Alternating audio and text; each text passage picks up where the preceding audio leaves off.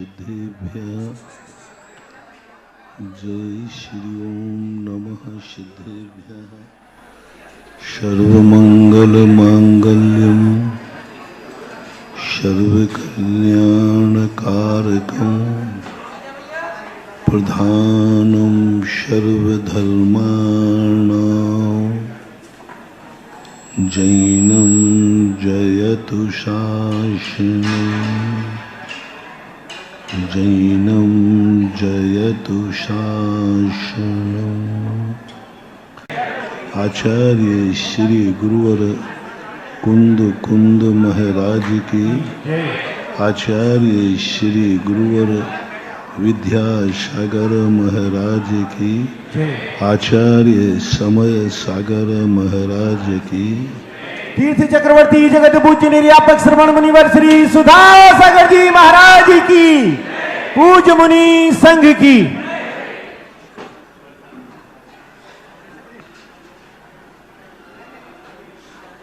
श्रृंखलाबद्ध प्रवचनों की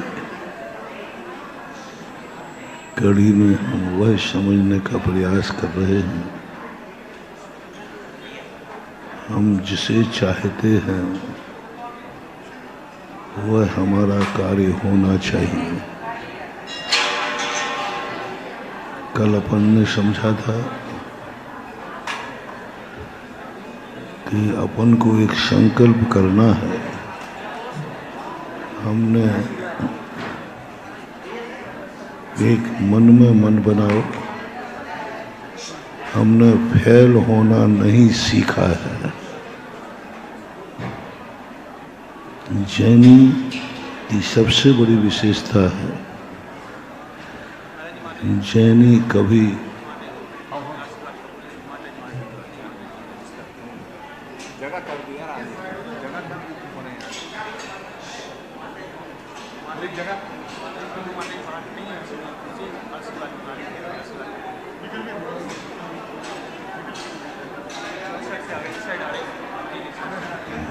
जैनी कभी फेल नहीं होता है। जैनी की एक विशेषता है, जैन धर्म ने ऐसे सूत्र और मंत्र दिए हैं जहां फेल होने की बात ही नहीं, चर्चा ही नहीं।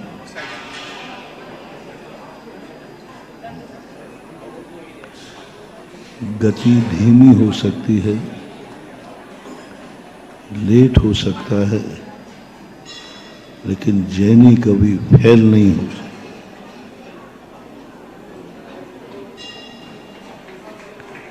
जिस कार्य को जैनी ठान लेवे, उस कार्य के लिए उसे सफलता ही मिलना चाहिए। भाई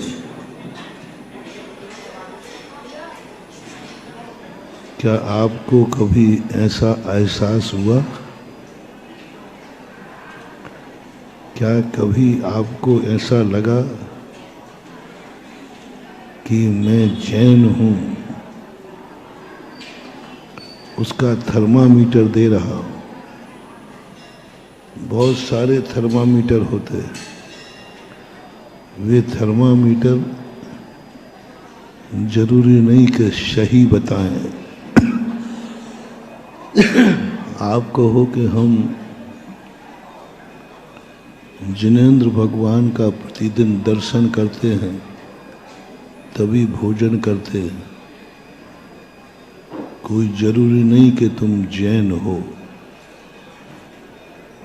कल रात्रि भोजन आदि का कहा था, ये जैनी की पहचान है,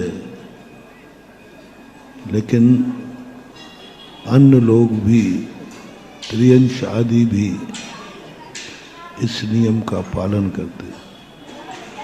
आज एक बहुत बड़ा मोटिवेशन दे रहा हूं। क्या तुम्हें कभी ऐसी अनुभूति हुई कि मैं जिंदगी में कभी फेल नहीं हो सकता, क्योंकि मैं, रिपीट करो, जैन हूं। अनुभव की बात है, अंदर चेतना की बात है। कुंद स्वामी ने ये खोज की है, सत्य भय विप मुक्काहा। 7 भयों से जो मुक्त होता है कौन होगा? जिसे हारने का डर है, जिसे फेल होने का डर है, जिसे विफल होने का डर है, वो 7 भयों से मुक्त कैसे हो सकता है? और जो 7 भयों से मुक्त नहीं है वो सम्यक दृष्टि कैसे हो सकता है? और जो सम्यक दृष्टि नहीं है वो जैन कैसे हो सकता है? बहुत बड़ी खोज है। अब भय मुक्त कौन होवे? बहुत बड़ी चीज है मानूंगा। पहले तुम बताओ, तुम्हें किसी कार्य में फेल होने का मन में विकल्प तो नहीं आ रहा है? तुम गाड़ी लेके जा रहे हो, तुम्हें एक्सीडेंट का भय तो नहीं आ रहा है? इंटरव्यू देने गए हो तो कहीं फेल होने का भय तो नहीं आ रहा है? तुम किसी कार्य करने गए हो तो उसमें घाटे का भाव तो नहीं आ रहा है? तुम आकाश में से गिर पड़े हो, तुम्हें मरने का भाव तो, मरने का भय तो नहीं आ रहा है? कहाँ से गिर रहे हो? प्लेन में से। कहाँ से गिर रहे हो? उधर महावीर स्वामी पूछे, बेटा कैसा लग रहा है? मरने का डर तो नहीं लग रहा है? यदि लग रहा है तो महावीर कहते ये जैन नहीं है।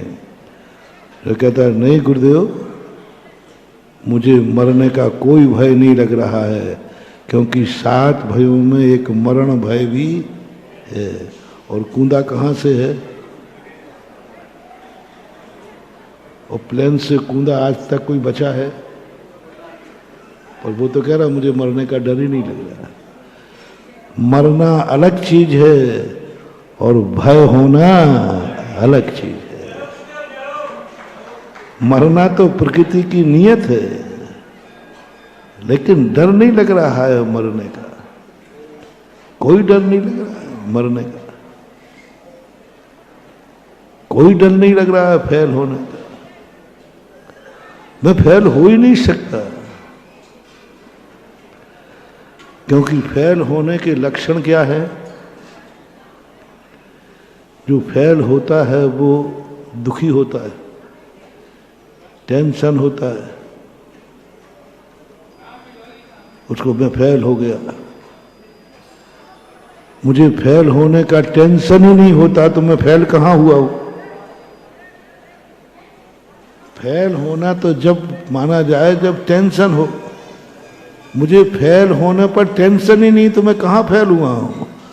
पास होता तब भी हंस रहा था, फेल हो गया तब भी हंस रहा। और फेल वाला कभी हंस नहीं सकता और मैं हंस रहा हूं, इसका अर्थ है फेल होकर के मैं पास हुआ हूं। दुनिया की दृष्टि में फेल हुआ हूं, लेकिन मेरी मुस्कुराहट बता रही है कि मैं पास हुआ हूं। बस यही रहस्य है जैन दर्शन का। फेल हुआ है 100% है, लेकिन उसे फेल की अनुभूति नहीं हो रही है। अनुभूति उसके मन में नहीं आ रही है। वो चौंका तो मुस्कुरा रहा है। पाप कर्म का उदय आया है, जैनी के कभी पाप कर्म का उदय आता ही नहीं। अशुभ कर्मों का उदय जैनी का आते ही नहीं है, क्योंकि अशुभ कर्म का लक्षण होता है दुखी होना। मेरे अशुभ कर्म का लक्षण है, मैं बहुत दुखी हूं। और जैनी कहता है मैं उतना ही खुश हूं जितना पुण्य कर्म के उदय में व्यक्ति खुश होता है। अब मैं कहां दुखी हूं? खुश नजर व्यक्ति पुण्य कर्म के उदय में आता है और मैं अशुभ कर्म के उदय में खुशी हूं, तो मैं कैसे कहूं कि मैं दुखी हूं? हमारे अशुभ कर्म का उदय है। अशुभ कर्म की क्रिया है दुख देना। अभी कल ही जैन सिद्धांत प्रवेश में एक परिभाषा आई, वृद्ध हेत्वाभाष। वृद्ध हेत्वाभाष, बाधित वृद्ध हेत्वाभाष। पुण्य दुख देता है, पाप सुख देता है क्योंकि कर्म है। पाप कर्म का उदय दुख देता है क्योंकि सुख देता है। पाप कर्म का उदय सुख देता है क्योंकि वो कर्म है। जो जो कर्म होते हैं वे सुख देते हैं, जैसे पुण्य कर्म। परिभाषा बनाना, पाप कर्म का उदय दुख देता है, सुख देता है। पाप कर्म का उदय सुख देता है क्योंकि वो कर्म है, जैसे पुण्य कर्म सुख देता है। आगम बाधित विरुद्ध हेत्वाभाष। आगम शब्द और जोड़ना, आगम बाधित विरुद्ध हेत्वाभाष। प्रत्यक्ष में देखने में आ रहा है कि व्यक्ति पाप कर्म के उदय में दुखी है, और उसने क्या कहा? पाप कर्म का उदय सुख देता है क्योंकि कर्म है। जो जो कर्म होते हैं वे सुख देते हैं, जैसे पुण्य कर्म। शास्त्रों में भी लिखा है कि पाप कर्म सुख नहीं देता, दुख देता है। आगम से बाधित है, प्रत्यक्ष बाधित दिख रहा है। बहुत बड़ी बात। इसी प्रकार उल्टा कर लो, पुण्य का उदय दुख देता है, पुण्य का उदय दुख देता है। जो जो कर्म होते वे दुख देते हैं, जैसे पाप कर्म। अब दोनों आगम से बाधित है, अनुभव से बाधित है, प्रत्यक्ष से बाधित है। सब तरफ से उल्टा है। पुण्य कर्म में दुख होते ही नहीं है, पुण्य कर्म तो सुख देता है। लेकिन जैन धर्म की एक खोज है। आगम अलग चीज है, सृष्टि अलग चीज है, वस्तु अलग चीज है, ज्ञान अलग चीज है, और धर्म अलग चीज है। ज्ञान का नाम धर्म नहीं है, प्रज्ञा का नाम धर्म है, विवेक का नाम धर्म है। धर्म बहुत ऊंची चीज है जो सत्य से परे होती है। धर्म एक बहुत ऊंची चीज है जो आगम से भी बहुत ऊंची होती है। आगम मूल रूप से आगम सिद्धांत को कहते हैं। आगम सिद्धांत को कहते हैं। सिद्धांत आगम हो सकता है, धर्म नहीं हो सकता। सिद्धांत आगम हो सकता है, थोड़ा विषय क्लिष्ट है। सिद्धांत आगम हो सकता है, लेकिन धर्म नहीं हो सकता, क्योंकि सिद्धांत में सत्य बोला जाता है। हेतु बनाना, बिल्कुल उल्टे ही चल रहा हूं मैं आज। सिद्धांत धर्म नहीं हो सकता। जो ऐसे सिद्धांत को आगम कहते हैं वो धर्म नहीं हो सकता, क्योंकि सिद्धांत सत्य बोलता है। आगम में जो लिखा है वह सत्य है, इसलिए वो धर्म नहीं हो सकता। महाराज आपका दिमाग तो ठिकाना है ना? कोई कहेगा महाराज थोड़ा आप संशोधन करो। अभी तक अपन ने क्या सोचा, जहां सत्य है वहीं धर्म है। यही बहुत बड़ी भूल है हमारी। जहां सत्य है वहां सत्य तो है, लेकिन धर्म हो कोई एक जरूरी नहीं है। सत्य इतना बड़ा धर्म हो सकता है, इतना बड़ा धर्म हो सकता है कि उस अधर्म के सामने झूठ कुछ भी नहीं है। सत्य इतना बड़ा अधर्म हो सकता है कि झूठ बोलना भी उतना अधर्म नहीं है जितना सत्य बोलना धर्म है। इसलिए आगम को, सिद्धांत को धर्म की कोटि में नहीं लिया। सिद्धांत से हमारा कल्याण नहीं होता है, सिद्धांत से हमारा कल्याण नहीं होने वाला। सिद्धांत पढ़ने के बाद हम सत्य के ज्ञाता तो हो जाएंगे, सत्य के जानकार तो हो जाएंगे, लेकिन हमारे अंदर प्रज्ञा उत्पन्न नहीं होगी, और प्रज्ञा के बिना कल्याण नहीं। ज्ञान से कल्याण नहीं है, पन्नाए घितव्यो। पूज्यवर कुंदकुंद भगवान कहते ज्ञान से कल्याण नहीं है, प्रज्ञा से कल्याण है। बोधि से कल्याण है, ज्ञान से नहीं। जिन परम पैनी सुबुध छेनी, ज्ञान नहीं, सुबुध बुद्धि, विवेक, ये कल्याण के कारण है। और ये सत्य हो ये कोई जरूरी नहीं है। इसलिए आगम से हमें सत्य का ज्ञान होता है। नरक है, स्वर्ग है, मेरु है, 6 द्रव्य हैं, 7 तत्व हैं। तत्व है, हमें सिद्धांत से ज्ञान होता है कि 7 तत्व हैं, लेकिन 7 तत्वों का ज्ञान धर्म हो ये कोई नियम नहीं है। सच्चे ज्ञान की बात कर रहा हूं मैं, झूठा ज्ञान नहीं। जिसे 7 तत्व 9 पदार्थ का ज्ञान है,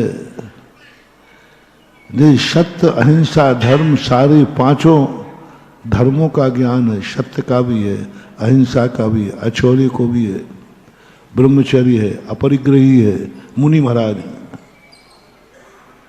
और पूरे निर्दोष चर्या का पालन करते हैं, सदोष नहीं। लेकिन धर्मात्मा हो ये कोई नियम नहीं है। सत्य धर्म कहता है आगम, पुण्य कर्म का उदय सुख देता है, पाप कर्म का उदय दुख देता है। ये क्या है? सत्य है कि असत्य? सत्य है, अनुभव से पूछ लो। आप लोग बोलो, पुण्य कर्म का उदय आपको सुखी करता है या दुखी? और पाप कर्म का उदय आपको दुखी करता है या सुखी? स्पष्ट है, आगम भी यही बोल रहा है और यही सत्य है। लेकिन धर्मात्मा नहीं हो तुम अभी। आगम से मैच कर गया, आगम ने भी यही बोला, तुमने भी यही बोला, मैंने भी समर्थन किया, और भगवान ने भी कहा बिल्कुल सत्य बोल रहा है। हाँ, तो हम सत्यवादी हैं, लेकिन धर्मात्मा नहीं।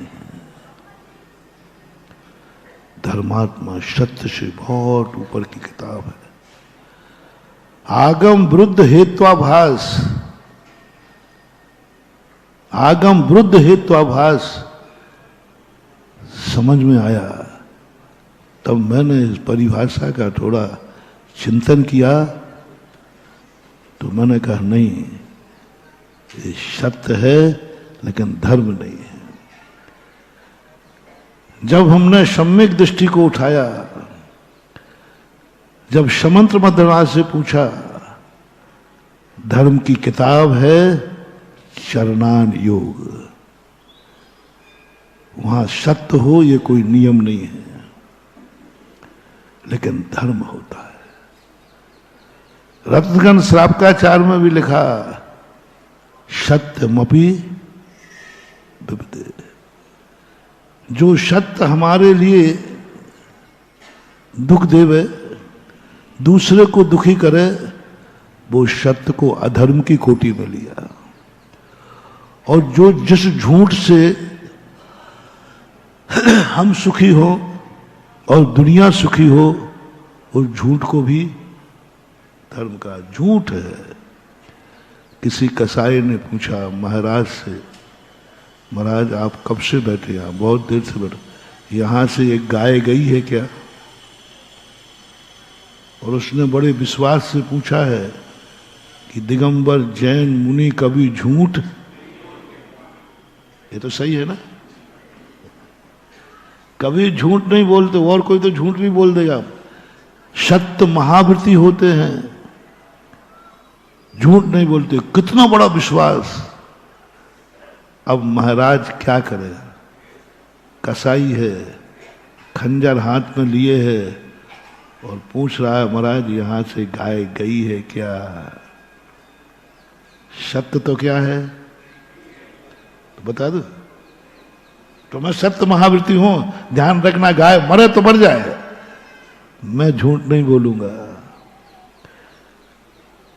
तो आगम जिनवाणी कहती बेटा तू सत्यवादी है, इसमें कोई संदेह नहीं है, लेकिन तू सत्य तो बोल देगा, लेकिन तू धर्मात्मा पद से नीचे आ जाएगा। सत्य तो बोलेगा, लेकिन सत्य धर्म नहीं होगा। धर्म सत्य को धर्म नहीं कहा, अहिंसा परमो,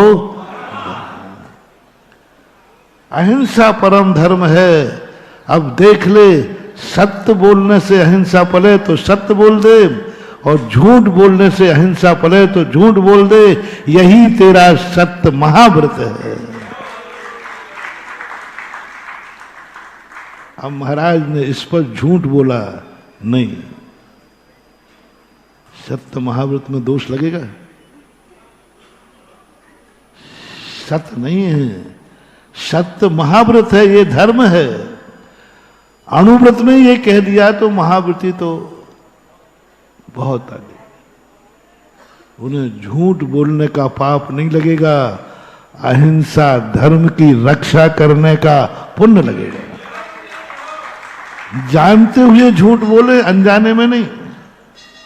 मायाचारी भी हो गई, छुपा लिया ना, मन में कुछ है, वचनों में, मन में है गाय गई है और वचनों से बोल दिया गाय नहीं गई, झूठ बोल दिया। यही धर्म है। शेर सुदर्शन अनुभूति माने जाते, इतना झूठ बोलते हैं और उनकी प्रशंसा।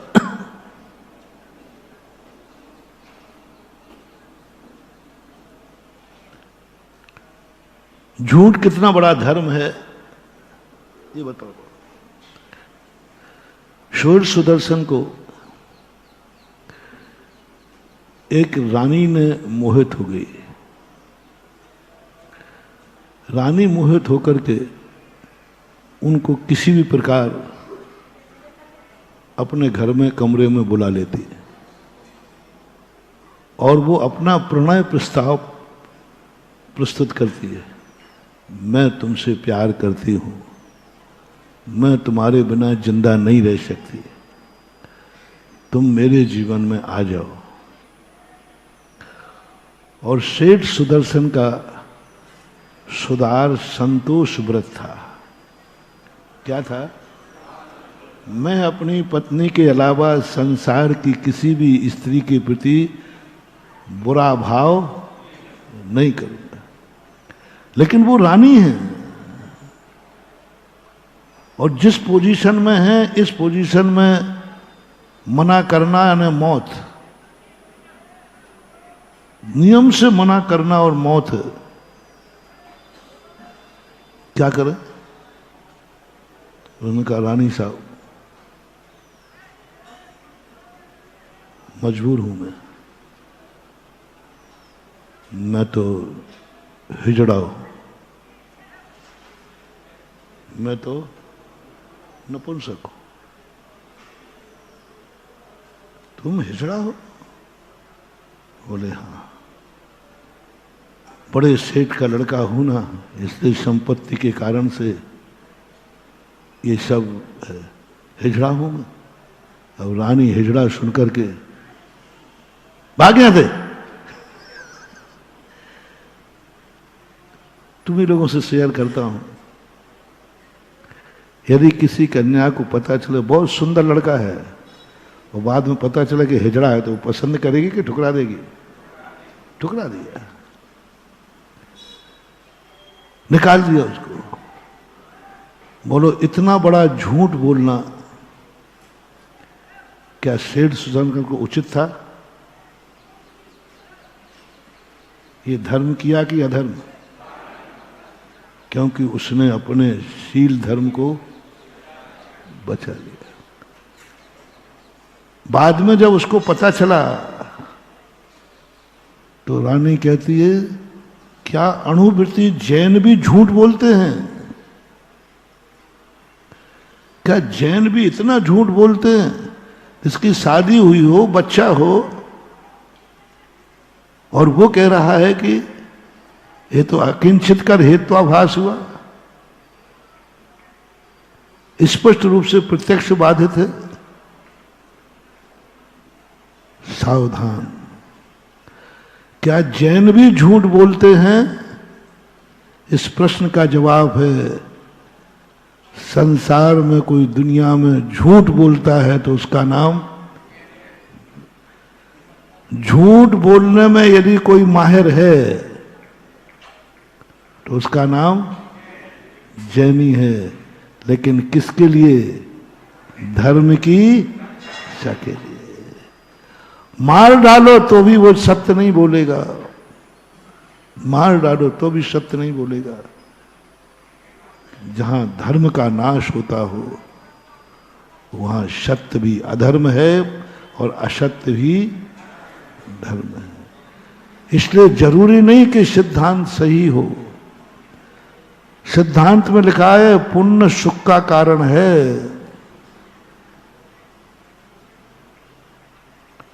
सबने हाँ भी भरी है, हमने भी समर्थन किया है, क्योंकि देखने में आया है जब जब पुण्य का उदय हुआ। अब चलते हैं धर्म शास्त्र में। सिद्धांत शास्त्र और धर्म शास्त्र दोनों का ये भेद तुमने कहीं सुना नहीं होगा, आज सुन लो। धर्म शास्त्र और सिद्धांत शास्त्र। सिद्धांत शास्त्र सत्य होते हैं लेकिन धर्म नहीं होते। सिद्धांत शास्त्र सत्य होते हैं लेकिन धर्म हो ये कोई जरूरी नहीं है। और धर्म शास्त्र धर्म होते हैं, सत्य हो ये कोई जरूरी नहीं। धर्म कहता है सत्य हो ये कोई जरूरी नहीं, और सिद्धांत कहता है सत्य होना ही जरूरी है। इसलिए दुनिया में सत्यवादियों से ये दुनिया नहीं चलती है, धर्मवादियों से दुनिया चलती है। सम्यक दृष्टि सत्य को नहीं जानता, धर्म को जानता है। मोक्ष मार्ग सत्य से नहीं चलता, धर्म से चलता है। तुम्हारी गृहस्थी भी सत्य से नहीं चलती, धर्म से चलती है। और सबसे ज्यादा कोई झूठ बोलता है तो सबसे पहले मां झूठ बोलती है, अपने ही दूध से, अपने ही खून से, बेटे से। सबसे ज्यादा झूठ बोलती है, सबसे ज्यादा बेईमानी करती है। किससे? और ये बेईमानी और झूठ बोलना जिस मां को नहीं आता, वे कृपया करके मेरा कहना है मां बनने की कुचेष्टा ना करें, पहले बेईमानी और झूठ बोलना सीखें। मां बनने मां बनने के पहले क्या सीखें? बेईमानी और झूठ बोलना सीखें, नहीं तो बेटा हो करके भी निपुती होना पड़ेगा, निपुती होना पड़ेगा। हर मां को ऐसी एक भी मां नहीं है जिसने कभी बेटे से झूठ नहीं बोला हो। ये मां का झूठ नहीं है, मां का जब कोई वस्तु खाने को मां बेटा मांगता है और उसको नुकसान करता है, बाबा ले गया।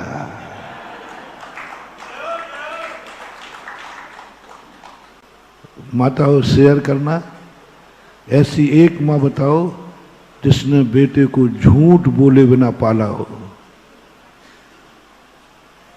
पल ही नहीं सकता, धर्म पालता है।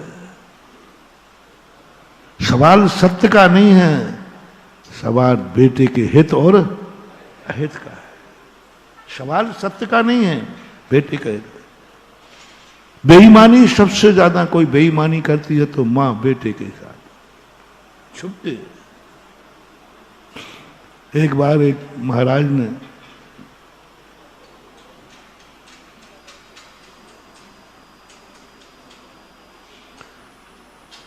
प्रवचन दिया कि जो दूध में पानी मिलाते हैं उनको बहुत पाप का बंध होता है, उनका खून पानी बनने लग जाता है, ऐसी बीमारी हो जाती है। किनको? जो दूध में पानी मिलावे उनका खून पानी बनता है, ऐसी बीमारी हो जाती है। अब कुछ बच्चे सुन रहे थे, बोले महाराज ने आज पते की बात कही। वो घर दौड़ के गया, बोले मम्मी मम्मी तेरा खून पानी बनेगा। बोले बेटा ऐसा क्यों? बोले तू मुझे दूध में पानी मिला के देती है ना। और महाराज ने कहा, तुम्हारे महाराज ने कहा, तुम्हारे महाराज ने आप प्रवचन में कहा, कैसेट सुन लीजिए, जो दूध में पानी मिलावे उसका खून पानी बन जा। मां कहती किसने कहा ऐसा? बोले महाराज ने कहा। और तू कहती थी महाराज कभी झूठ। तो देखते अब तू पानी मिलाती। मामला महाराज के पास पूछा। मां कौन? बेटा। बोले चलो महाराज के पास चलते। बेटा महाराज के पास गए। महाराज जी ये कह रहा आपने ऐसा कहा है, और ये मेरे से कह रहा है कि तुम दूध में पानी मिला के देती हो, तुम्हारा खून पानी बनेगा। तो महाराज कहते नहीं, मां दूध में पानी मिलाए तो पानी भी खून बन जाता है। यानी शरीर में वो पानी पीवे तो भी। अब छोकरा कहता है महाराज ये पक्षपात क्यों? पानी मां मिलावे तो कोई नुकसान नहीं, हाँ ग्वाला मिलाए तो वो पानी मिला करके धन कमा रहा है, वो अहित कर रहा है। और मां मिलाए तो कभी पानी खून पानी नहीं बनता, उसको बीमारी नहीं होती, बल्कि जो मां बेटे को दूध में पानी मिला के पिलावे उसकी बीमारी ठीक और हो जाती है। अब छोकरा कहता है महाराज ये आपका धर्म समझ में नहीं आया। ये क्या आपने, लगता है महाराज आपने मम्मी की मुंह देखी कर दी। नहीं, इसको बोलते जैन धर्म, इसको बोलते धर्म। पानी मिलाना दूध में पाप है, ये सारी दुनिया ने सुना है और सही भी यही है। लेकिन धर्म कहता है अभी रुको, अभी रुको, पाप मत कहो, अभी रुको, अधर्म मत कहो, पहले ये बताओ किसने मिलाया है। अरे इससे क्या मतलब है? दूध में पानी मिल रहा है, बात खत्म है। इससे क्या मतलब? आम से मतलब है कि गुठली से? दूध में पानी मिला है, बस किसने मिलाया इससे मतलब नहीं। महाराज आप चेक कर लो, गिलास में पानी वो दूध लेके आया था। बोले महाराज देखो इसमें पानी मिलाया मेरी मम्मी ने। पानी मिला है, आप नाप लीजिए, नापा तो क्या निकला? वो आता ना एक थर्मामीटर, वो उसमें पानी आएगा कि नहीं आएगा? सत्य है कि नहीं? बालक झूठ बोल रहा है कि सही? सही बोल रहा, मीटर ने बता दिया। तो महाराज अब तो कहो ये माँ गलत कर रही है। नहीं बेटा, माँ कभी गलत कर नहीं सकती, चाहे दूध में पानी मिलाए चाहे पानी में दूध मिलाए। तो जैन दर्शन इतना पक्षपाती क्यों है? मां मिलावे तो ठीक है और दुगुराना मिलाए तो ठीक है, बस यही तो अंतर है। मां दूध में पानी नहीं मिलाए तो जरूर ये पापन है, ये दुश्मन है, अधर्मी है। जो मां छोटे बालक को दूध में पानी न मिलावे वो कौन है? अधर्मी है। और जो पानी मिलाकर बालक को पिलावे वह धर्मी है। बोलो धर्म कहाँ है?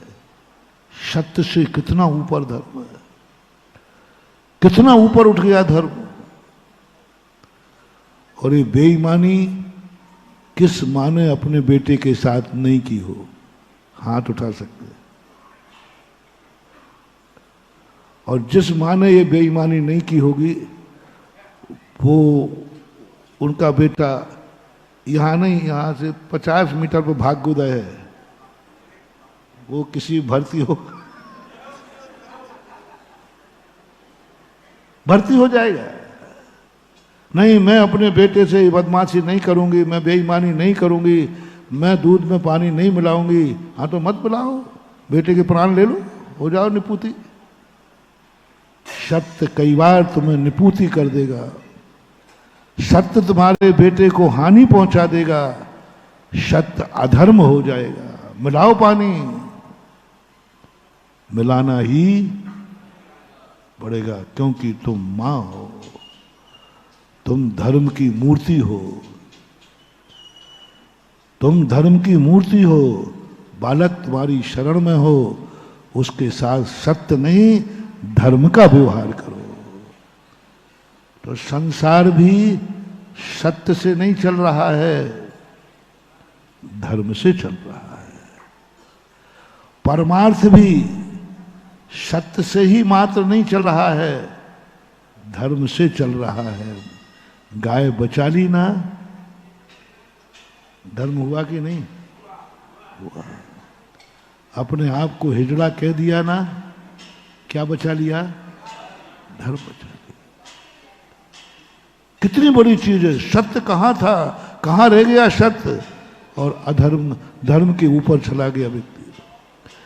ऐसा ही जब धर्म शास्त्र पढ़ते हैं, इसलिए महानुभाव आगम के दो भेद हमने किए, एक सत स्वरूप और एक धर्म स्वरूप। सत स्वरूप कहलाता है कर्म सिद्धांत, करणान योग। 3 लोक का वर्णन, सृष्टि का स्वरूप। इस सारी सृष्टि का वर्णन जहां किया जाए वो सत्स्वरूप होता है, वो सिद्धांत होता है, उसे करणान योग कहते हैं, क्योंकि वहां कुछ मतलब नहीं है। विज्ञान दूसरा और विषय आ गया याद, विज्ञान सत्यवादी है, धर्म से रहित है। बिल्कुल विरुद्ध हेतुवाद बना रहा हूं। विज्ञान सत्यवादी है, इसलिए वो अधर्मी है। विज्ञान कहता मुझे कोई मतलब नहीं, मुझे तो खोज करना है बस। सही क्या है? सही क्या है? खोज करना। मुझे मतलब नहीं कि मैं मरूंगा तुम मरोगे। उनको तो खोजने में जहर मिलेगा तो भी, अरे विज्ञान ने एक नया जहर खोला, उसकी बड़ी प्रशंसा होगी, सारी दुनिया कहेगी और ये लेटेस्ट क्या खोजा है। आज विज्ञान यही तो कर रहा है, नई नई खोजें कर रहा है, नई नई खोजें कर रहा है। सत्य है, नई नई खोजें कर रहा है। अरे भाई ये जहर है जो तुमने खोजा है, मुझे मतलब नहीं मैंने खोजा है कि नहीं, नया है कि नहीं। पोटेशियम साइनाइड के लिए कितने विज्ञान मर गए, मात्र इसलिए कि इसका स्वाद क्या है। एक पोटेशियम साइनाइड होता है, इतना जहर है कि जीभ में रखने के बाद वो ये भी नहीं बोल पाता है कि खारा है कि कुछ भी नहीं बोल पाएगा। कितने विज्ञान मर गए और फिर भी अभी भी लगे हैं। अरे क्या लेना देना है, खारा है कि मीठा है, बस प्राण लेने वाला है, इतनी काफी है ना। विज्ञान कहता है नहीं मरूं तो मर जाऊं लेकिन स्वाद लेके रहूंगा, और धर्म कहता है जिंदा रह जा, स्वाद से क्या फर्क पड़ता है, एक जहर का स्वाद क्यों। क्या महावीर नहीं जानते थे आज के कंप्यूटर, क्या महावीर नहीं जानते थे मोबाइल, क्या महावीर नहीं जानते थे अणुबम। सर्वज्ञ थे वो, सर्वज्ञ के ज्ञान से कोई भी चीज बच नहीं सकती।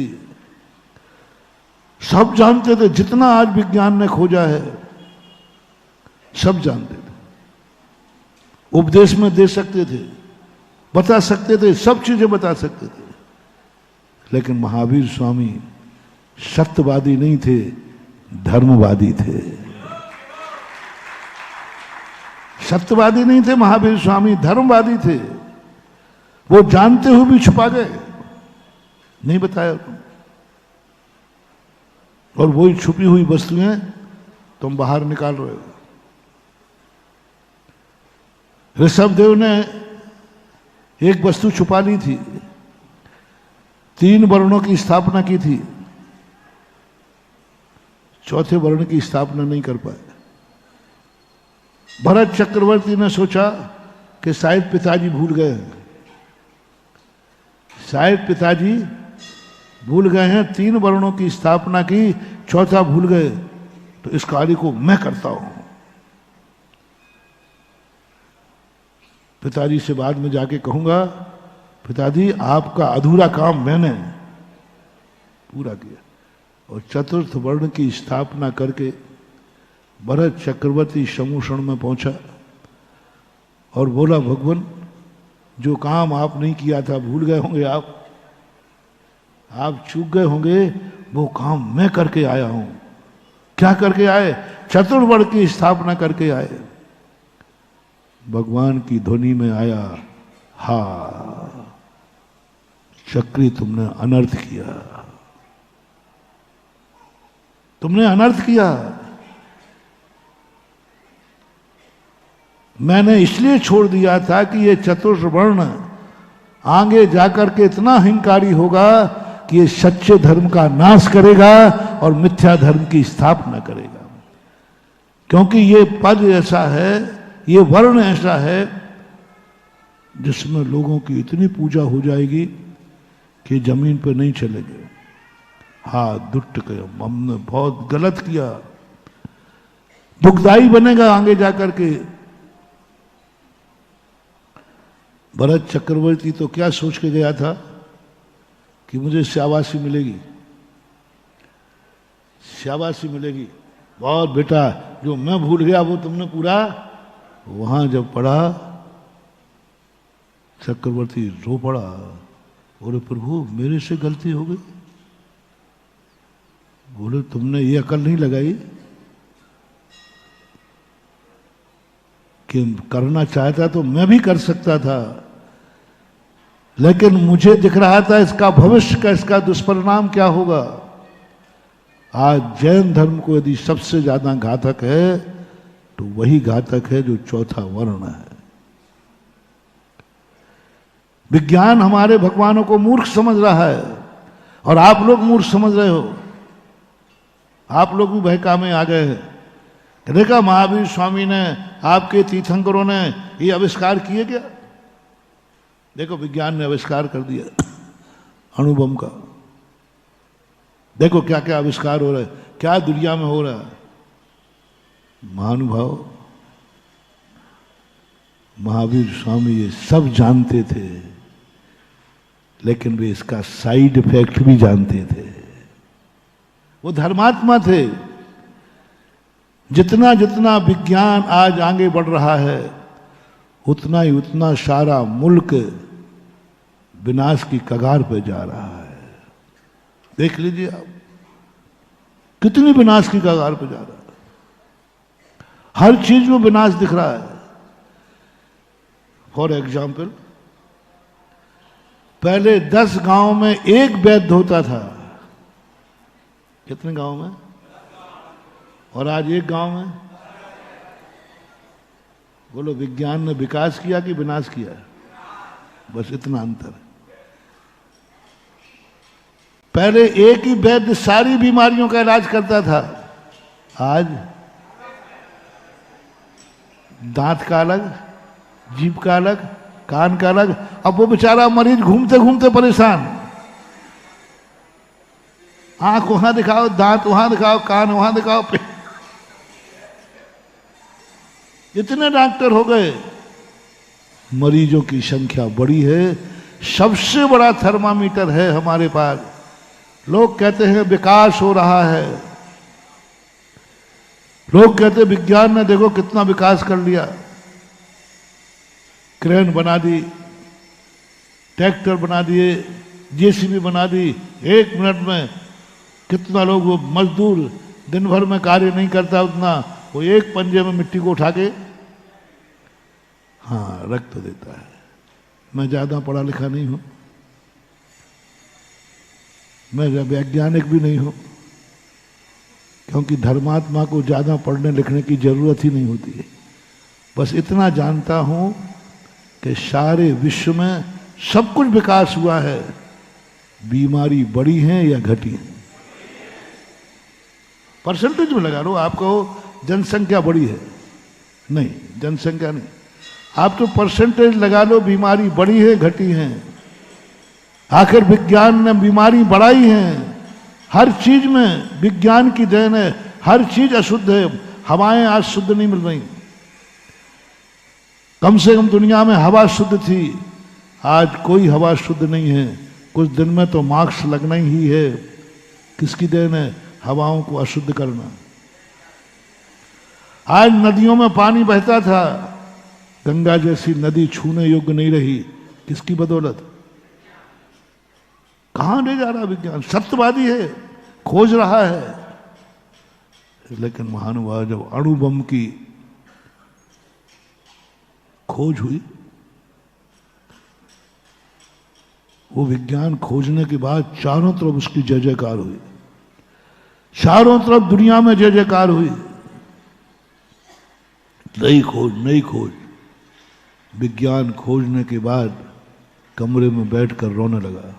इतना रोया कि चुप करने का नाम नहीं ले रहा है।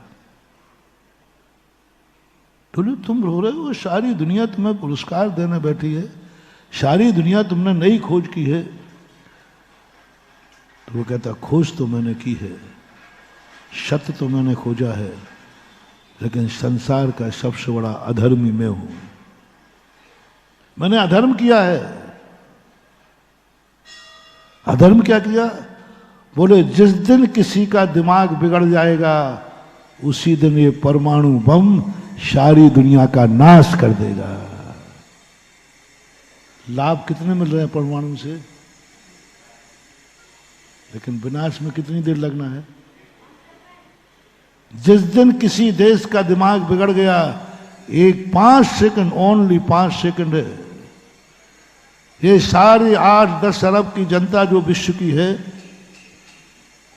इसकी उम्र विज्ञान ने 5 सेकंड कर दी है। 5 सेकंड के अंदर सारी दुनिया की जीव खत्म हो जाएंगे, जिस दिन जैविक अणुबम आकाश से फेंका जाएगा। और एक दिन होना है सब। नास्ट्रेदमस की भविष्यवाणी है ये, जिसकी भविष्यवाणी प्रायः सत्य निकलती है। उसने कहा कि अगला तृतीय भी शुद्ध होगा, आकाश से होगा, जहर बरसेगा, कुछ भी नहीं मिटेगा, मानव जाति खत्म हो जाएगी। क्योंकि जहर बरसेगा, हवाएं, मकान रह जाएंगे, जड़ पदार्थ रह जाएंगे। ये पंडाल ज्यों का त्यों बना रह जाएगा, लेकिन पंडाल में बैठने वाले श्वास नहीं ले पाएंगे, जहरीली हवा कर देगा। और वही स्थिति परमाणु बना, रोया वो। जब ये दृश्य मैंने पढ़ा तब मुझे महावीर स्वामी याद आए। भगवान, आज पता चला कि आप हर चीज की खोज कर सकते थे, आपके ज्ञान में क्या नहीं झलका। ये टीवी, ये सब मोबाइल, जितना भी है सब भगवान के ज्ञान में झलका था, लेकिन उन्होंने अपने उपदेश का विषय नहीं बनाया, क्योंकि वो सत्यवादी नहीं थे, वो धर्मात्मा थे। वो मानववादी नहीं थे, वो मानवतावादी थे। मानव क्या करता है? विज्ञान मानववादी है, जो मानव के लिए कुछ भी, किसी को भी मार सकता है। मानव सुखी रहना चाहिए। और मानवतावादी क्या कहता है? जियो और ये मानवतावादी। महावीर स्वामी मानवतावादी थे, वो हमारे जगत पिता थे, वो मां के स्वरूप थे। वो सत्य को भी झूठ मानते थे, अधर्म मानते थे, उन्होंने वो चीजें नहीं की। एक पिता कितनी चीजें जानता है, लेकिन बेटे को कौन सी चीज बताता है? एक पिता शराब के अड्डे का रास्ता जानता है कि नहीं? बोलो। लेकिन बेटे को मंदिर का ही बताएगा। बेटे को मंदिर का ही बताएगा। वो जानता है कि शराब का अड्डा कहाँ है, रास्ता जानता है। लेकिन यदि सच्चा पिता है तो मंदिर का रास्ता तो बताएगा, लेकिन शराब के अड्डे का रास्ता छुपा लेगा, छुपा लेगा। जब एक बेटे के पिता सत्य को छुपा रहे हैं, शराब के अड्डे का रास्ता जानते हैं, लेकिन उन्होंने बेटे को नहीं बताया। पिताजी मर गए। मरने के बाद एक दिन बेटा उस रास्ते पे चला गया, वो शराब का अड्डा निकला। वो कहता, मेरे पिताजी इतने मूर्ख थे, गांव के हर रास्ते जानते थे, लेकिन ये रास्ता तो जानते ही नहीं थे, तो मैंने खोजा है। देखा, पिताजी गांव में रहे, जिंदगी भर रहे, लेकिन ये रास्ता तो उनको मालूम ही नहीं था, क्योंकि सारे रास्ते मुझे बताए, आज तक ये रास्ता नहीं बताया। तो वो छोकरा कहता है, हमारे पिताजी मूर्ख थे, हम उनसे ज्यादा ज्ञानी हैं कि हमने नया रास्ता खोदा, लेटेस्ट नया रास्ता खोदा। क्योंकि पिताजी ने उसको वो रास्ता कभी पता ही नहीं था। सब रास्ते बता दिए, ये भागोदा जाता है, ये मंगलगिरी जाता है, ये मोराजी जाता है, ये कटरा, सब बता दिए, लेकिन ये रास्ता तो कभी कहा ही नहीं पिताजी ने।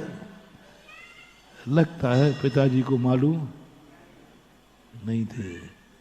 जो चीज पिताजी को मालूम ना हो और तुम्हें मालूम हो, तो तुम जमीन पे नहीं चलोगे, कहोगे मालूम, बाप शेर तो बेटा। देखा, मैंने नई लेटेस्ट खोज की है, ये रास्ता तो इनको मालूम ही नहीं था। अरे मूर्ख, रास्ता तो पता था, लेकिन वे तुम्हारे पिता थे। पिता जानते हुए भी वह रास्ता नहीं बता सकते जिस रास्ते में बेटे का बस विज्ञान वो ही कपूत है। विज्ञान आज का वही है जो कहता, महावीर जानते थे आपके क्या?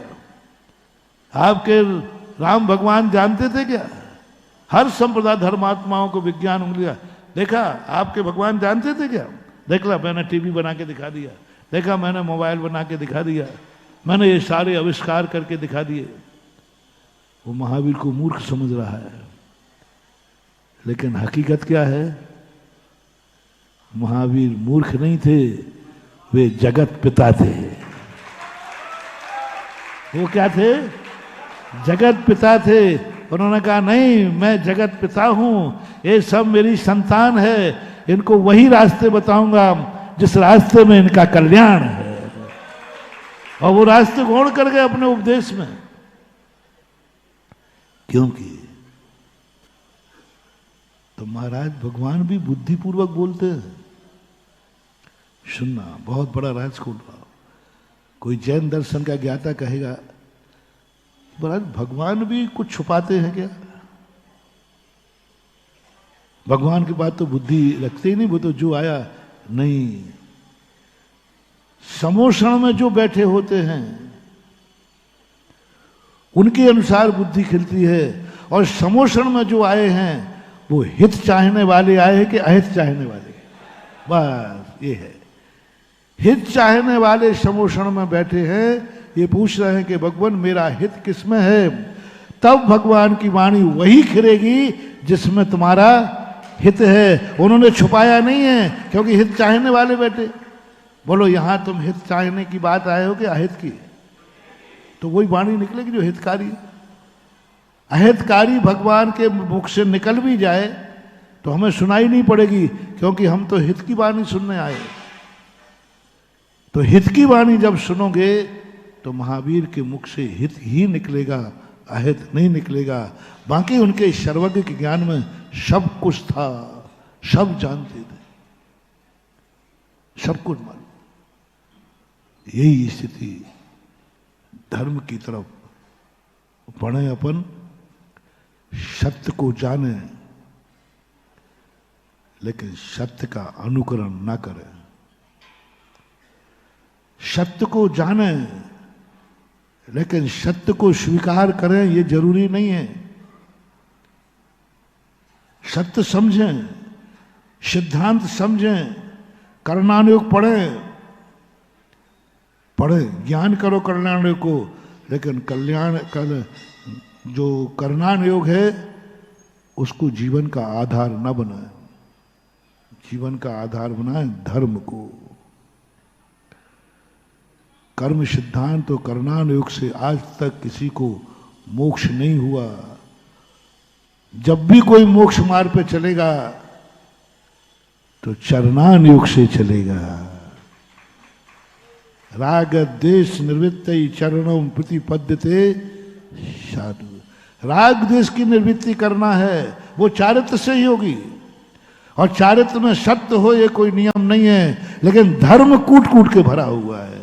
जो मैं कहना चाह रहा हूं, कल्याण किससे है? चारित्र से। और चारित्र सत्य का ज्ञान करावे कोई नियम नहीं है, लेकिन चारित्र धर्म शिरोमणि होता है, तुम्हें धर्मात्मा जरूर बनाएगा। तो कल्याण सत्यवादी बनने से है कि धर्मात्मा बनने से है? डिस्ट्रक्शन करते जाना। जो अपन ने रखा सत्यमेव जयते, अब सूत्र सुधारो, धर्ममेव सत्यमेव जयते, ये सूत्र को संशोधन करो और आज से नारा लगाओ धर्ममेव जयते। क्योंकि हमारा धर्म में हम विजय प्राप्त करें तब हमारा कल्याण होगा। सत्य को जानने के पाने के बाद भी कोई जरूरी नहीं कि कल्याण हो जाए। स्वयं भी पापी बन जाओगे और दूसरे की जिंदगी का भी नाश कर दोगे। सत्य क्या है, धर्म क्या है, इन दोनों को समझो। कितने लोग हैं जो सत्य के ऊपर चल रहे हैं, बस उनकी एक ही, मुझे सत्य समझना है, मुझे सत्य चाहिए, मुझे सत्य चाहिए। विज्ञान भी यही कह रहा है, सत्य चाहिए। मरोगे मार डालेगा कोई। यदि तुम्हें सत्यवादी मिल जाए तो क्या होगा, करके जल्दी उससे दूर हट जाना, नहीं तो बर्बाद हो जाओगे। ध्यान रखना, सत्यवादी की कभी संगति मत कर लेना, नहीं तो तुम पिटोगे और वो तो पिटेगी। हाँ, क्योंकि ये सिद्धांतवादी है। सिद्धांतवादी व्यक्ति बड़े खतरनाक होते हैं, अपने सिद्धांतों पे इतने अडिग होते हैं। उनसे कहो कि भाई थोड़ा लचीला बनो, नहीं। सिद्धांतवादी कैसे होते हैं? स्कूटर नहीं मुड़ेगा, सड़क को मुड़ना पड़ेगा। क्या कहा? स्कूटर पे तो स्कूटर जाएगा, वो नहीं मुड़ेगा, सड़क को मुड़ना पड़ेगा। बोलो भाई, टक्कर होना है कि नहीं? इसलिए स्कूटर पर बैठने के पहले देख लेना चलाने वाला सत्यवादी तो नहीं है, नहीं तो वो ऐसी टक्कर मारेगा। बोले क्या हो गया साहब, स्कूटर थोड़ी मोड़ूंगा। मुझे तो उस दिशा में जाना है ना। वो थर्मोमीटर लेगा, कहाँ है जाके भागोदय, कहाँ है जाके मंदिर, वो ठीक यहाँ से 90 डिग्री पूरब दिशा, 90 डिग्री पर वो 90 डिग्री पूरब दिशा छोड़ देगा और आगे जाके यही फाटक पर टकरा जाएगा। क्योंकि सड़क तो मुड़ी हुई सड़क भी 90 डिग्री पर ले जाएगी, लेकिन मुड़ना पड़ेगा। और सिद्धांतवादी कहता है जब 90 डिग्री पर जाना है तो मुड़ना क्यों, जैसे वो यूं नहीं, थर्मामीटर अड़ गया 90 डिग्री से तो मार टक्कर।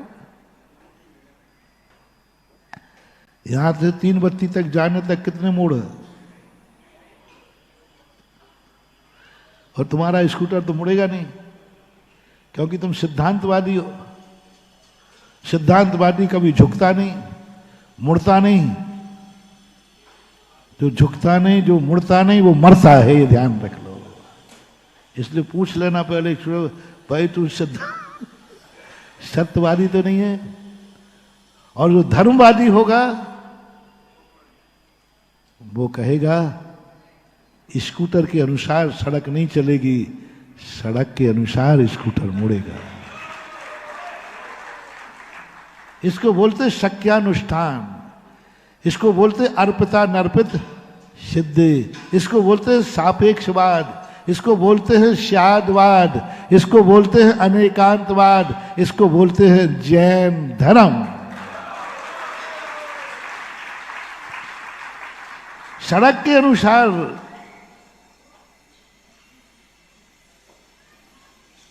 कब सही बोलना, कब झूठ बोलना, कब दूध में पानी मिलाना, ये सब ज्ञान धर्मात्मा को होता है। इसलिए कितने ज्यादा धर्मात्मा मैंने देखे जिनको कुछ भी ज्ञान नहीं था, लेकिन वे धर्मात्मा थे, मोक्ष चले गए। रावण को इतना ज्ञान था सत्यवाद का, बहुत ज्ञान था, लेकिन नरकों में पड़ा है, क्योंकि उसके पास ज्ञान नहीं था। रावण पूछता है अपने जोशियों से, मंत्रिमंडल से, अंतिम मीटिंग थी, शाका युद्ध, एक शाका युद्ध होता है। शाका युद्ध का परिभाषा होती है जब राजा ये निश्चित समझ लेता है कि मेरा हारना निश्चित है, तो वो जितनी जनता होती है, मंत्री सबके साथ बैठ के अंतिम भोजन करता है, अंतिम भोजन करते हैं, और सब लोगों से कहते हैं कि बस ये आज का भोजन अंतिम है, पीठ दिखा के भागना नहीं है, आज युद्ध में मरना निश्चित, लड़ते लड़ते मरना है। योद्धा का एक संस्कार होता है कि वो लड़ते लड़ते मरना चाहता है, पीठ दिखा के नहीं। तो शाका युद्ध में सब मीटिंग कर करके अंत में सोचते हैं कोई उपाय बचने का, कोई उपाय नहीं है, बस अंतिम भोजन करके सब एक दूसरे से क्षमा मांग करके युद्ध में उतर जाते हैं और मर जाते हैं। अंतिम शाका युद्ध था रावण का। रावण जान लिया कि अब कोई नहीं बचा, मैं मरना निश्चित है, तो शाका युद्ध की नीति के अनुसार वो परामर्श करते हैं कि क्या बात है, हम उम्र में बड़े हैं, दुश्मन उम्र में छोटा है, हम ताकत में बड़े हैं, दुश्मन में ताकत में कमजोर है, हमारी शक्तियां ज्यादा हैं, हमारी सेना ज्यादा है, दुश्मन की सेना कम है, हमारे पास देवताओं का भी वरदान है, दुश्मन के पास ये भी नहीं है, हम बहुत रूप धारण कर सकते हैं, वो कुछ नहीं कर सकते, हम मायावी हैं, वो भूमि गोचरी, हम आकाश में भी युद्ध लड़ते हैं, हमारे पास बहुत मायावी विद्याएं हैं, सामने वाले के पास नहीं। और युद्ध दुश्मन की भूमि पर नहीं हो रहा है, हमारी खुद की भूमि पर हो रहा है। खुद की भूमि पर ज्यादा सेफ रहता व्यक्ति। दुश्मन परकोटे के बाहर है और हम परकोटे के अंदर हैं, फिर भी हम क्यों हार रहे हैं? ज्ञान भी मेरे पास ज्यादा है। बोलो, श्री राम के पास ज्ञान ज्यादा था कि रावण के पास? रावण के पास ज्ञान ज्यादा था, प्रमाण है उसका। तभी तो रामचंद्र जी ने अपने भैया लक्ष्मण से कहा था जाओ कुछ रावण से ज्ञान लेके आओ अंतिम समय पर। लक्ष्मण कहता भैया आपसे ज्यादा ज्ञानी? बोले तुम्हारी भूल है, जो रावण के पास ज्ञान है लक्ष्मण वो मेरे पास नहीं है। वो बहुत ज्ञान है उसके पास, अपरंपार भंडार है उसके पास, वो सत्य का ज्ञाता है, वो सत्य का ज्ञाता है, वो शब्द। तो रावण ने यही पूछा मेरे पास ज्ञान ज्यादा है, हुनर ज्यादा है, फिर भी मैं क्यों हार रहा हूं? एक मंत्री ने खड़े होकर कहा, सलाहकार ने, राजा साहब गुस्सा माफ करो तो बता दूं। बोले बोलो अब तो क्या गुस्सा करूंगा, अंतिम दिन है आज, मरना तो है ही। सब कुछ तुम्हारे पास ज्यादा है और सामने वाले के पास कुछ भी नहीं है आपके सामने, बस फर्क इतना है उसके साथ धर्म है और तुम धर्म विहीन हो। उसके साथ धर्म है और तुम धर्महीन हो। वो उनके पास चारित्र है, तुम चारित्रहीन हो। वो चारित्रवान है और तुम चारित्रहीन हो। तुम चारित्र के नाश करने के लिए लड़ रहे हो और वो चारित्र की रक्षा करने के लिए लड़ रहे हो। बोलो राम किस लिए लड़ रहे थे? एक नारी के सील की, एक नारी के चारित्र की रक्षा करने के लिए। और रावण किस लिए लड़ रहा था? एक नारी का सील बिगाड़ने के लिए। राम मर जाएंगे, सीता को हम अपहरण कर लेंगे। रावण लड़ रहा है एक नारी के चारित्र को बिगाड़ने के लिए और श्री राम लड़ रहे हैं एक नारी के चारित्र को बचाने के लिए। बस इतना ही अंतर है, आप चारित्रहीन हैं और वो चारित्रवान है। और सारी दुनिया की शक्ति एक तरफ हो जाए, लेकिन जिसके पास चारित्र है धर्ममेव जयते। चारित्रमेव चारित्र की सदा विजय होती है, ये धर्म शास्त्र कहते हैं। सिद्धांत शास्त्र क्या कहता है? रिपीट करो। सिद्धांत शास्त्र क्या कहता है? सत्यमेव। और धर्म शास्त्र क्या कहता है? धर्ममेव जयते। उसी का दूसरा नाम चारित्रम खलु धम्मो। पूज्यवर कुंद स्वामी प्रवचन सार में चारित्रम खलु धम्मो, वास्तविक खलु यानी निश्चय से यदि कोई धर्म है तो वो चारित्र ही है। और उनके पास सदाचार है, आपके पास दुराचार है। उनके पास यही मात्र एक हारने जीतने का कारण बन रहा है। आप हार रहे हैं, वो जीत रहे हैं। इसलिए महानुभाव, आज का विज्ञान सत्यवादी है, मत पड़ो इसके पीछे, बर्बाद हो जाओगे। छोटी सी फुड़िया होती है, क्या बीमारियां हो गई, तमाशा हो गया। पहले भी कैंसर होते थे, ऐसी बात नहीं है, लेकिन आज थोड़ी सी फुड़िया हो जाए, चेक कराओ, क्या निकल आया? अरे हलते पीते, अरे कोई गलत खावे, ये बदनामी थी। जो गुटखा खाते हैं, तम्बाकू खाते हैं, शराब पीते हैं, व्यसनी होते हैं, कैंसर उनको होते हैं कैंसर, होते ही उनको ही थे। लेकिन आज छना पानी पी रहे हैं, त्यागी वृत्ति है।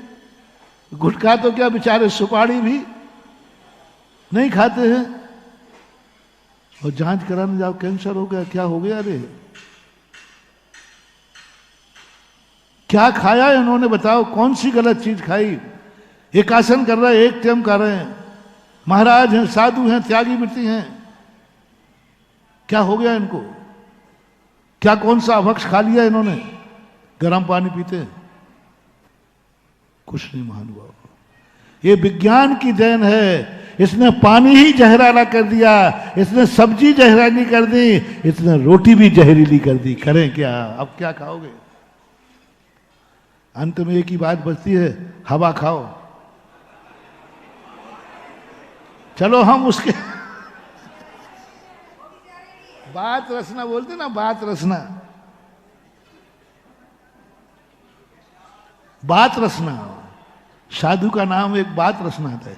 एक सर्प भी होता है बात, वायु ही जिनकी हम भोजन है। चलो सब त्याग देता हूं, हवा खा के तो रहूं। लेकिन इस विज्ञान ने हवाओं को भी जहरीला कर दिया। उन हवाओं में जा रहा है, पानी को जहरीला कर दिया, सब्जियों को जहरीला कर दिया। आज एक रोटी बची थी, मेरे से ज्यादा आप जानते हो, आज गेहूं भी, आज लोग कहते शाकाहारी। अरे शाकाहारी आज इतना खतरनाक हो गया, पता नहीं शाकाहार में कौन सा जहर डला है, कौन सा केमिकल डला है। हमारे आचार्य जी कहा करते थे शुरू में, लौकी अमृत है, लौकी खाओ। हम लोगों शुरू से कहते थे सब सब्जियों में सबसे अच्छी कौन, लौकी अच्छी मानते थे, खूब पसंद करते। और आज सबसे ज्यादा जहरीली, आज उसमें ऐसा इंजेक्शन लगा देते हैं कि वो 24 घंटे में इतनी सी ककड़ी इतनी बड़ी हो जाती है। अब खाओ को लौकी, गुरुदेव आपकी लौकी जहरीली हो गई, विज्ञान ने जहरीली कर दी। लिखो एक चिट्ठी आचार्य जी को। उनको क्या चिट्ठी लिखोगे? उन्होंने तो यहीं रहते हुए जान लिया था कि हमारी लौकी जहरीली हो गई, इसलिए उन्होंने लौकी का त्याग कर दिया था। आचार्य जी सबसे प्रिय थी लौकी, और सबको कहते थे, उसमें गुण थे इसलिए।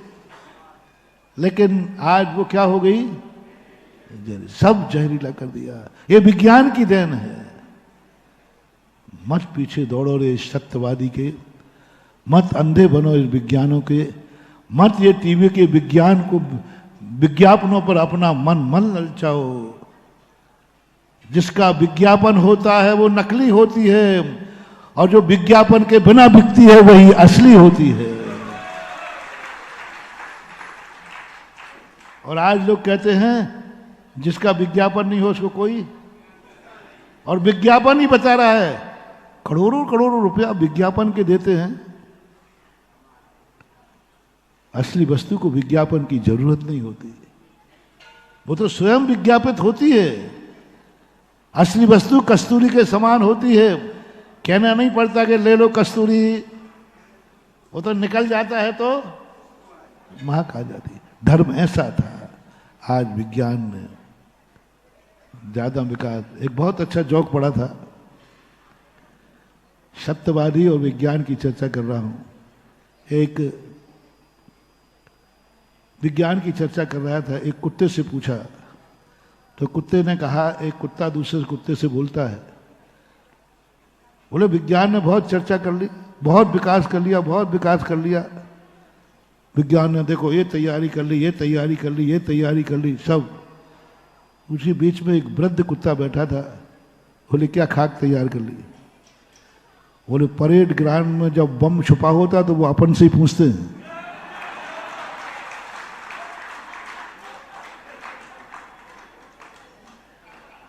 परेड ग्राउंड में यदि कहीं बम छुपा है तो, यानी विज्ञान ने इतना विकास किया है जितना कुत्ते के माइंड ने किया है। और कुत्ते का माइंड कहता है कि मेरे से भी अभी पीछे हैं, क्योंकि वो ग्राउंड में बम नहीं खोज पाते। कुत्ता सूंघ करके कर देता है। क्या समझ रहे हो तुम? रावणों के युग में जी रहे हो, रावण के युग में। विज्ञान का युग रावण का युग है, जहां सब कुछ बढ़ावा मिलेगा लेकिन धर्म का नाश होगा। आज चाहे पढ़ाई का क्षेत्र देख लो, चाहे समाज का क्षेत्र देख लो, चाहे व्यापार का क्षेत्र देख लो, किसी भी क्षेत्र में चले जाओ, धन बहुत बढ़ रहा है, ज्ञान बहुत बढ़ रहा है। पहले एक किताब 8वीं तक पढ़ लेता था, आज उसके पास इतनी किताबें हैं, एक बार जोक आया था, बच्चे के पीठ पर गधा बना था वो। इतनी किताबें हैं, यानी ज्ञान कितना है कोई संदेह नहीं, मानना पड़ेगा। आज इतना ज्ञान है, इतना ज्ञान है, इतना ज्ञान तो पूरी जिंदगी में भी नहीं होता था। जितना ज्ञान आज एक 5 साल के बालक को है, बहुत ज्ञान है, लेकिन ये ज्ञान धर्म विहीन रावण के समान है। हम साधुओं से भी ज्यादा ज्ञान है, धर्मात्माओं से ज्यादा ज्ञान है अधर्मी के पास। भारत से ज्यादा ज्ञान है अमेरिका के पास, लेकिन हमारे पास, श्री राम के पास ज्ञान कम है, लेकिन धर्म, और रावण के पास ज्ञान पूरा है। विज्ञान तुम्हें धर्म से विहीन कर देगा, सब तरफ से कर देगा। कहीं से भी तुम धर्मात्मा रहने के लायक नहीं रहोगे। ये स्वयं धर्म विहीन हो रहा है और दुनिया को भी धर्म विहीन कर देगा, क्योंकि ये सिद्धांतवादी है, ये सत्यवादी है। इसलिए मैं विज्ञान का विरोधी नहीं हूं। ज्ञान रखना चाहिए, ज्ञान होना चाहिए। हमारी क्षयोपशम लब्धि चल रही है। क्षयोपशम लब्धि का अर्थ शुद्ध वैज्ञानिक होना। पाप को भी समझो, अधर्म को भी समझो। कल का प्रसंग याद रखो। अधर्म को समझो, पाप को समझो, बुराई को समझो, दुख को समझो, लेकिन मां समझना है, अनुकरण समझना है। क्षयोपशम लब्धि कहती है सम्यक दर्शन का अधिकारी वही है जिसे मिथ्या दर्शन का पूरा ज्ञान हो। अहिंसक वही बन सकता है जो हिंसा का ज्ञान रखता हो। सत्य वही बोल सकता है जो झूठ के संबंध में जानता हो। ब्रह्मचारी वही हो सकता है जो अब्रह्म का ज्ञाता हो। पुण्यात्मा वही हो सकता है जो पाप का ज्ञाता हो। तो मैं क्षयोपशम लब्धि के अंतर्गत विज्ञान को बुरा नहीं कह रहा हूं, उनकी खोज को बुरा नहीं कह रहा हूं। उस खोज को जीवन में अनुकरण कर लेना ये दुखदाई बनेगा। अनुकरण धर्म का करो, सत्य का नहीं। अनुकरण धर्म का करो, सत्य का नहीं। सत्य जानने योग्य वस्तु है, सत्य उपयोग योग्य वस्तु नहीं। सत्य अखंड होता है और अखंड कोई काम का नहीं होता। मां जानो। रोटी किसे कहते हैं? बहुत छोटा सा उदाहरण दे देता हूं। रोटी किसे कहते हैं? जो गोल बनती है ना। रोटी किस काम की है? रोटी खाओगे कि रोटी के टुकड़े खाओगे? खाई रोटी जाती है गिरास, गिरास चपकाया जाता है कि उसकी लुगदी पचा करके। यानी रोटी को अपन ने मसल करके मुंह में गया, पेट में गया, अब वो रोटी रही क्या? मुंह में दी थी रोटी, दी थी कि गिरास? और तुम तो कह रहे हो रोटी खाइए। रोटी सत्य है, रोटी सत्य है, टुकड़ा सत्य नहीं है, टुकड़ा धर्म है। सत्य अखंड होता है, अनेकांत धर्म होता है। सत्य खंडित नहीं होता। सत्य एक प्रमाण है, एक वस्तु है, सकल को ग्रहण करता है, लेकिन वो धर्म नहीं होता। धर्म अनेकांत ही होता है। रोटी के जितने टुकड़े करोगे उतनी रोटी तुम्हारे लिए ताकत देगी। साबुत रोटी खाओ, तोड़ना मत, सीधी मुंह में निकलो, और पेट में भी पचना नहीं चाहिए, सीधी निकालो। सीधी बनाओ, सीधी खाओ, सीधी निकालो, ताकत आ जाएगी। सत्य के जब टुकड़े टुकड़े हो जाते हैं, इतने टुकड़े कि दूसरा टुकड़ा ना हो सके, तब कहीं वो धर्म प्रकट होता है। तब कहीं धर्म प्रकट होता है। सत्य के टुकड़े किए बिना धर्म प्रकट हो ही नहीं सकता। सत्य रह सकता है, लेकिन सत्य के टुकड़े करो, जितने टुकड़े कर सको। पहले हाथ से करो, फिर पहले हाथ से रोटी अखंड है, सत्य है। पहले हाथ से टुकड़े करो, फिर दांत से टुकड़े करो, फिर आंख से टुकड़े करो। आंख से जब पूरे टुकड़े, आंख के बाद फिर कुछ है नहीं, तब कहीं जाकर शरीर में ताकत आती है, तब कहीं शरीर चलता है। महानुभाव, सत्य के टुकड़े टुकड़े कर डालो। सत्य को जितना खंडित कर सको कर डालो, और जितना जितना सत्य खंडित होता जाएगा, अनेकांत धर्म प्रकट होता जाएगा। एक वस्तु के अनंत टुकड़े करा दिए। एक वस्तु थी अखंड, टुकड़े कितने कराए? अनंत टुकड़े, अनंत, एक नहीं, अनंत। और उसका नाम, वस्तु का नाम, बहुत बड़ी बात, थोड़ा प्रसंग कठिन होगा। द्रव्य का लक्षण सत है, जो अखंड एक है। द्रव्य का लक्षण क्या है? सत द्रव्य, सत द्रव्य लक्षण है, लेकिन ये धर्म का लक्षण नहीं है। वस्तु का लक्षण है, वस्तु के धर्म का लक्षण नहीं। वस्तु का लक्षण है, द्रव्य का लक्षण है सत्य, लेकिन द्रव्य के धर्म का लक्षण सत्य नहीं है। द्रव्य के धर्म का लक्षण है अनंत धर्मात्मक। उनको धर्म कहा। जब सत्य टुकड़े टुकड़े हो जाता है तब धर्म कहलाता है, और जब धर्म सारे टुकड़े मिलकर एक हो जाते हैं तब सत्य कहलाता है। सत्य जानने योग्य है, सत्य देखने योग्य है, सत्य शोभा की वस्तु है, लेकिन आनंद की वस्तु यदि कोई है तो उसका नाम है धर्म। इसलिए जैन धर्म सत्स्वरूपी नहीं है।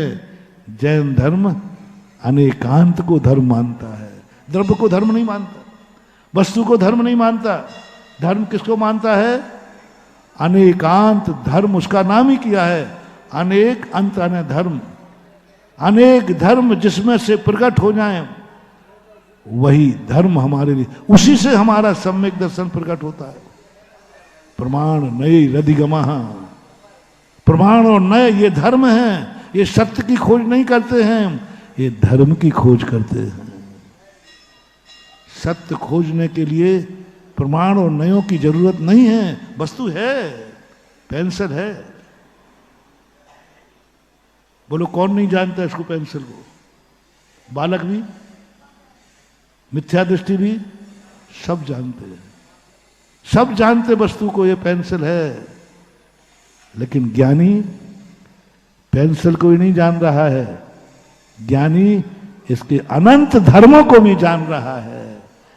पेंसिल मेरे कोई काम की नहीं है, पेंसिल का जो धर्म है वो हमारे काम का है। हम पेंसिल को समझने में जिंदगी खपा रहा है विज्ञान, और धर्म से रहित हो रहा है विज्ञान।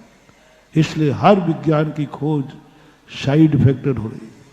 ये बात मुझे इसलिए कहना पड़ी क्योंकि हमारा क्षयोपशम लब्धि का प्रसंग चल रहा है, और आप कहते हैं विज्ञान भी उसी तरफ जहां ज्ञान करा रहा है, आप भी वही ज्ञान करा रहे हो। विज्ञान भी विनाश का ज्ञान करा रहा है, आप भी करा रहे। नहीं, मैं ज्ञान करा रहा हूं, अनुकरण नहीं। और विज्ञान ज्ञान के साथ साथ अनुकरण भी कर रहा है, इसलिए प्रसंग लाना पड़ा। क्या हो गया? हर चीज, ये जो टावर लगे ना, टावर, ये टावर ज्यादा उम्र नहीं है, 20-25 साल और बस। विज्ञान का हर आविष्कार 50 साल से ज्यादा का नहीं। 50 साल तक तुम उसको ग्रहण करो, उसके बाद विज्ञान खुद कहेगा इसको बंद करो, साइड। फिर मोबाइल को तो अभी कह दिया उन्होंने, कंप्यूटर को, मोबाइल पे कहने कम चलाओ। ये जो टावर लगे ना तुम्हारे, बड़े लगाए, ये बहुत खतरनाक है। 200 मीटर के रेडियंस में इनकी इतनी अवगणनाएं खतरनाक फैलती हैं। हर घर में 50 साल के बाद कैंसर होगा, पेट में से, गर्भ से कैंसर लेके आएगा, मात्र टावरों के कारण। मैं उदाहरण दे रहा हूं, प्रत्यक्ष कहा। इन टावर जहां रखे 200 मीटर के में कोई भी बच्चा सकुशल नहीं जन्मेगा। पहली बात तो जन्मी हो जाएंगे, इसके रेडियंस में रहने वाले बांझ होंगे, निसंतान होंगे, गर्भ ही नहीं होगा। एक वैज्ञानिक डॉक्टर की खोज है, प्रत्यक्ष उदाहरण। एक दंपति के यहां संतान की उत्पत्ति नहीं हुई, 5-6 साल जो भी आपका पीरियड होता है। उन्होंने बहुत डॉक्टरों को दिखाया, कोई कमी नजर नहीं आई, कोई कमी नजर नहीं आई। एक बहुत प्रसिद्ध डॉक्टर था, बहुत प्रसिद्ध डॉक्टर था, हैदराबाद की घटना थी, मतलब डॉक्टर वहां का था। उसने सारी जांचें देखने के बाद कहा सब ओके है। अंत में उसने कहा आपका मकान कहाँ है? क्या मकान के आसपास कोई टीवी का टावर लगा है? तो तूने कहा साहब आसपास क्या, मेरी छत पे ही लगा है।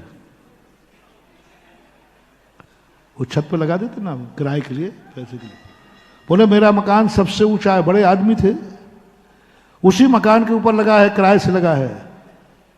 डॉक्टर ने कहा बस महानुभाव, या तो आप उस टावर को उखाड़ दीजिए या आप वहां से हट जाइए और उस जहां टावर उससे आधा 1 किलोमीटर दूर आप अपना वास बना लीजिए।